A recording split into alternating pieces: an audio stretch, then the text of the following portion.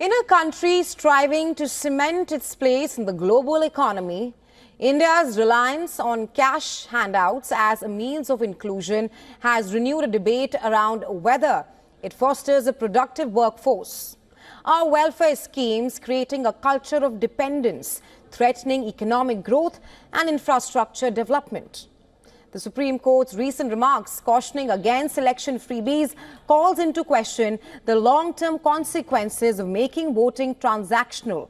Justice B.R. Gavai observed that by providing free ration and money, the government may inadvertently create a class of people who are not willing to work.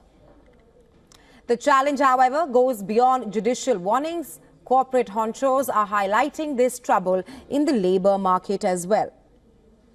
S.N. Subramanian, chairman and MD of Larsen & Toubro, underscored this crisis, citing acute labour shortages in the construction sector. He said, and I'm quoting, "We have to employ 4 lakh labourers and the attrition rate is 3 to 4 times a year. For employing 4 lakh, we end up mobilising 1.6 million. He adds that welfare schemes such as Jan Dhan Manrega and direct benefit transfers have disincentivized migration for work. Subramanian also highlighted a growing trend among engineering graduates unwilling to relocate, pointing to a shift in work culture. He said, "When I joined L&T in 1983, my boss sent me from Chennai to Delhi. Today, if I ask a recruit to do the same, he says bye." The paradox is stark. While the government takes pride in distributing food grains to 80 crore people, it masks a deeper economic failure. Indian parliamentarian Shashi Tharoor says the country has not empowered the poorest sections of the society enough to buy their own food. Tharoor also highlights the missed opportunity of skilling the workforce instead of sustaining dependency.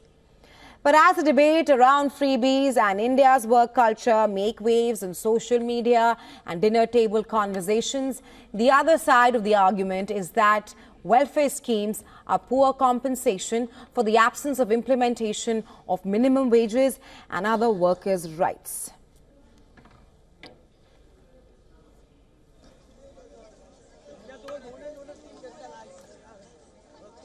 And well, we are talking about a debate that's doing the rounds these days, which is freebies versus work culture and why the business leaders are unhappy with freebies.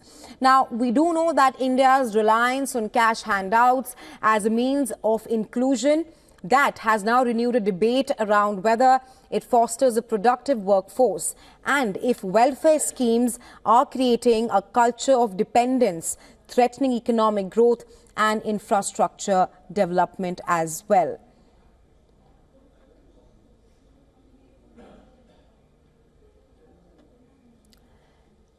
Well, many parliamentarians argue that the paradox in freebies versus work culture is the fact that while the government takes pride in distributing food grains to 80 crore people, it is also masking a deeper economic failure.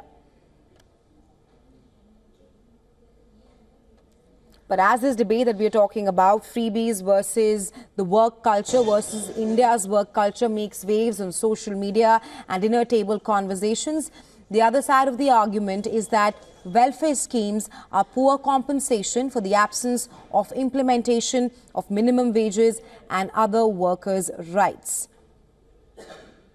Now, Justice B.R. Gavai in this debate says that by providing free ration and money, the freebies, the government is creating a class of people who are not willing to work. The challenge, however, goes beyond judicial warnings. Corporate honchos, they are now highlighting this trouble in the labour market where people are dependent on freebies and they are somehow not willing to work. The chairman of Larsen & Toubro, S.N. Subramanian, said that when he started his career way back in 1990s, his boss had asked him to travel from Chennai to Delhi, which he willingly did so. But with the new culture of freebies versus work culture, if he asks a new recruit to do the same, he would just not agree and perhaps even leave the job.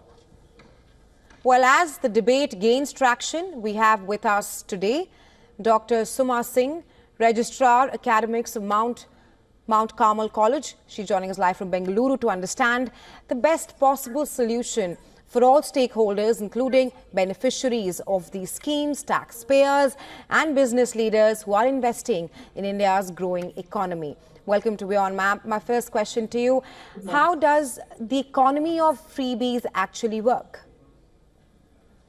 I'm going to talk specifically from an economic rationale, and for me, it doesn't work. It's for the simple reason that freebies are not to be confused with welfare measures, because they are not welfare measures.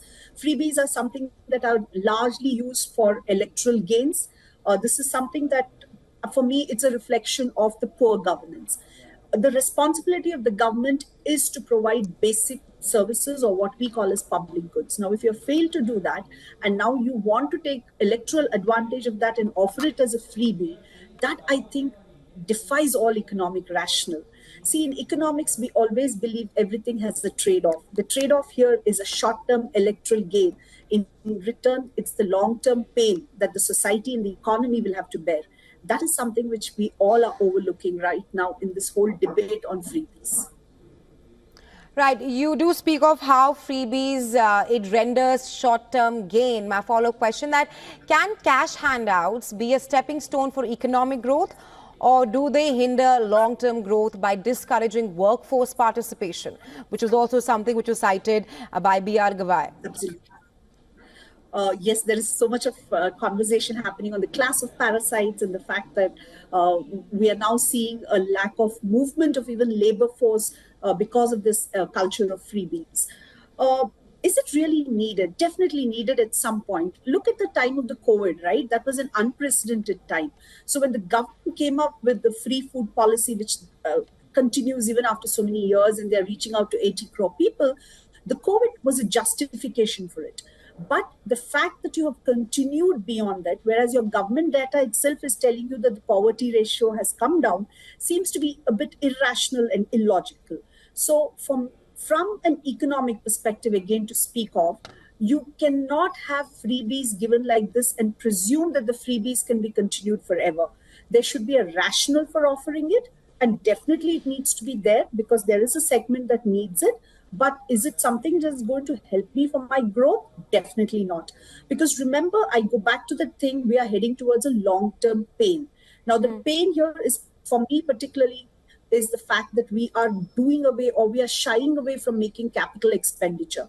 Look at a state I come from, that's Karnataka. We are incurring an expenditure of around 65,000 crores on 5 schemes of the government on which they were voted to power, which is very good. It's a short-term electoral gain. But what is it that the state has to bear in return? We are actually looking at an interest payment of 36,000 crores, and our outstanding liability is 5.35 lakh crores. That's a massive number. And we also had our own deputy CM now telling, look, it's not possible for us to give any more freebies. It's not possible for us to look at development projects because the government doesn't have money. Now, if this is the state of a state which is supposed to be progressive, can you imagine what it could be with regard to the other states which are much more reckless when it comes to this whole freebie culture?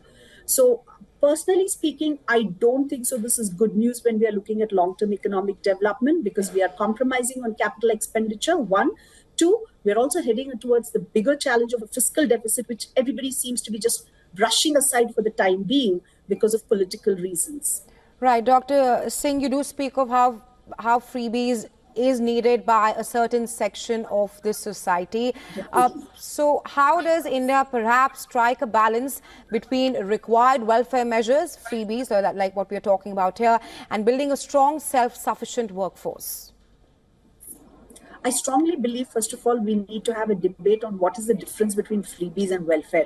Let's not get confused between these two, right? Welfare measures are definitely needed. We still need to have a lot of our government schemes which are reaching out to different segments of the society. That's definitely needed. The issue is, should I continue with this culture of freebie? Definitely not. So let's not confuse these two. I think it's time for the political class to actually sit back and think from an economic perspective the harm this is going to do for you. And not only that, I'm not just talking of the fiscal issues here. It's also what are we doing with the need to create an aspirational society.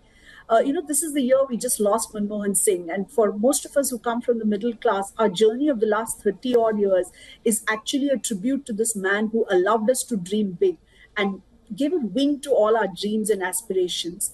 The freebie culture, unfortunately, is going to take us backwards, because you're actually talking of people coming from interior parts of India who might just now think life seems to be okay because I'm getting my daily bread, I'm getting my free water and electricity. That's not the way to move forward, right? We need to give them that aspiration that we can move ahead. We can also become a South Korea. Forget about China.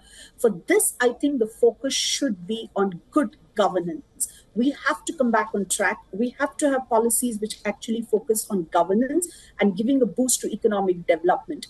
Because if you're not going to think in terms of investments, if you're not going to think in terms of creating right ease of business for your own states or pan-India, there is no way that you can think of economic growth or development, which are two different things. So the issue of handling the fact that there is a labor shortage today, how do I do it? First of all, invest where? Invest in the basics. Go back and invest in your education and health. Education is one thing which I think unfortunately doesn't seem to get a lot of traction in the government budgets, but for some big here and say, it's time for them to go back and invest. Build good schools. Please pay your teachers, because we need teachers to go on a regular basis to our schools to teach our children 5 days or 6 days in a week, which is not happening. Please bring in more tech-based, education system. That is the way forward, because once you give that dreams and aspirations to interior India, whatever you want to call it, Bharat and all, that I think will end this whole debate of freebies being the reasons for why labor class doesn't want to move anymore in any part of India. Right, Dr. Singh, thank you so much for joining us on World Business Watch with your insights on this. Thank you.